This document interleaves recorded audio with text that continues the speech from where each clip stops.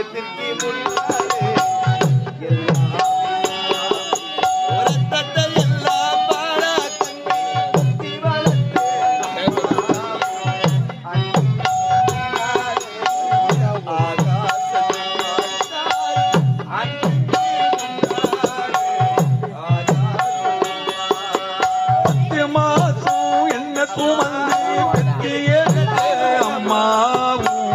பாசத்துக்கு முன்னால எல்லாமே சும்மா ஊரத்தத்தை எல்லாம் பாலா தந்து பொத்தி வளர்த்த அம்மா அன்னைக்கு முன்னால ஆகாச சும்மாவோ அன்னைக்கு முன்னால ஆகாச சும்மா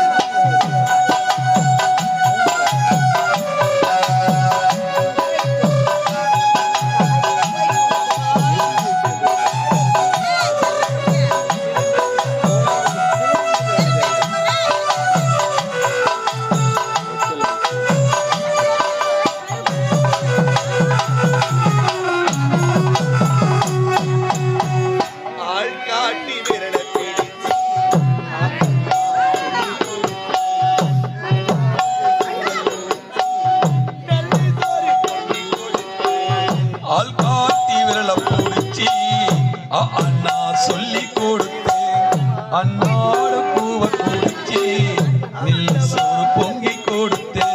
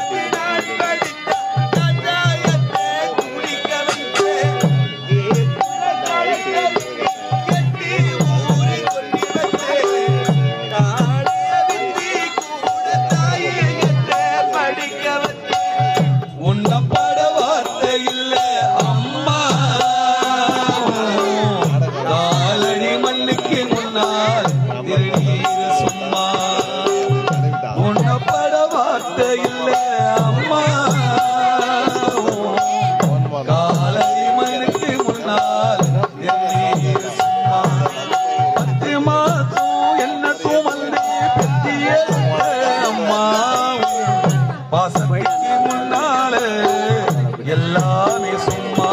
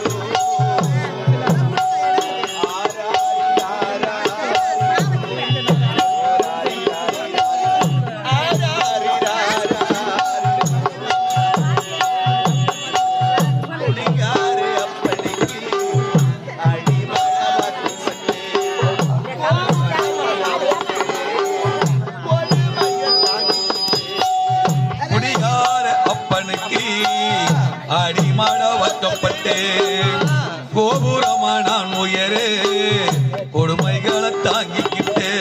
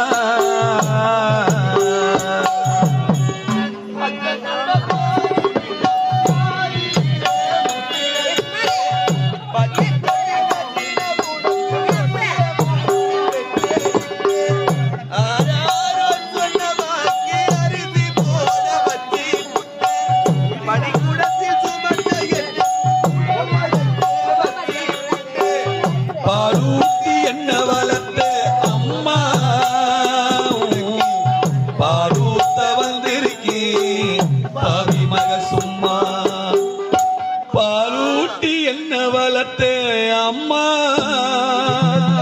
உனக்கு பாலூத்த வந்திருக்கே மக சும்மா 10 மாசம் என்ன சுமந்தி பெத்தி எடுத்து அம்மாவும் பாசத்துக்கு முன்னாலே எல்லாமே சும்மா ஊரத்தத்தை எல்லா பாலா தள்ளி கொத்தி வளர்த்த அம்மாவும் அன்பிக்கு முன்னாலே ஆகாச சும்மா எறும்பு அண்டாமே தூசு தும்பு சேராமே தொப்புள் கொடி அறுத்தெடுத்த அம்மா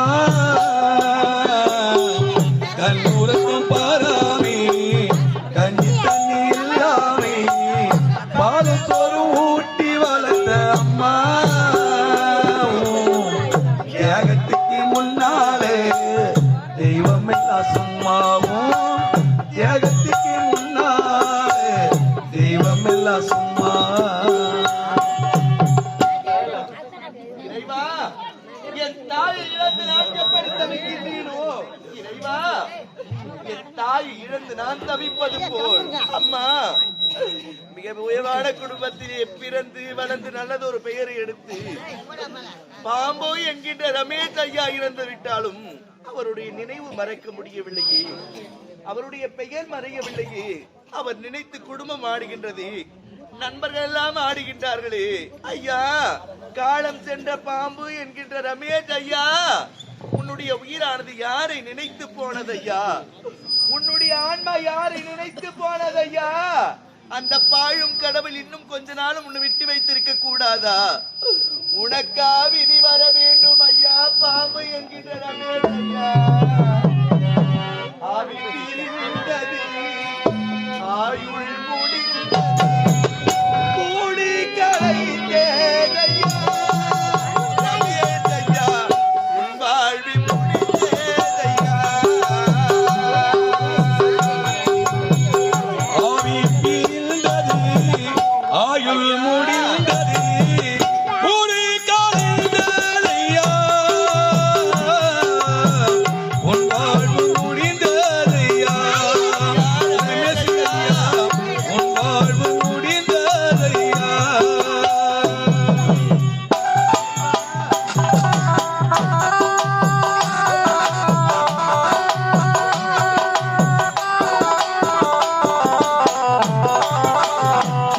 ஆவி தீர்ந்தது ஆயுள் முடிந்தது கூடி கலைந்தேதையா ரமேஷ் ஐயா உன் வாழ்வி முடிந்தேதையா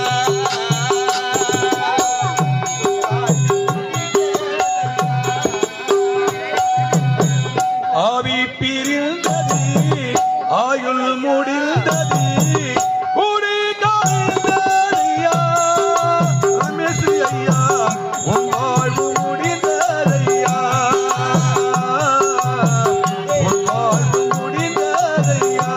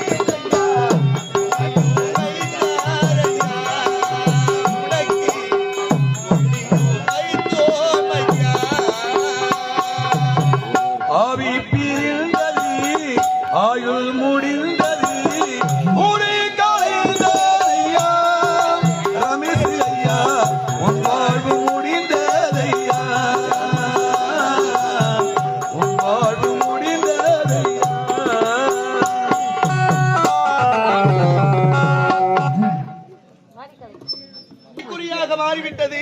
நான் இருப்பதா இல்லை இருப்பதா?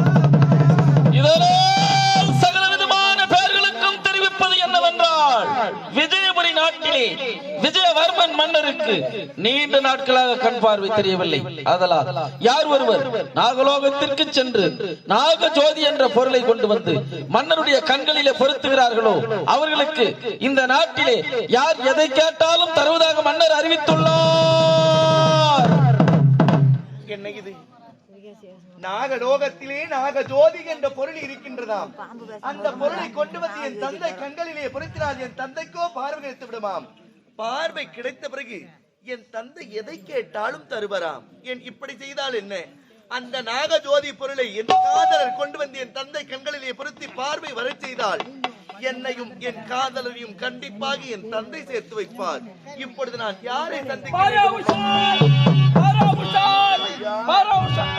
அறிவோம் ஐயா?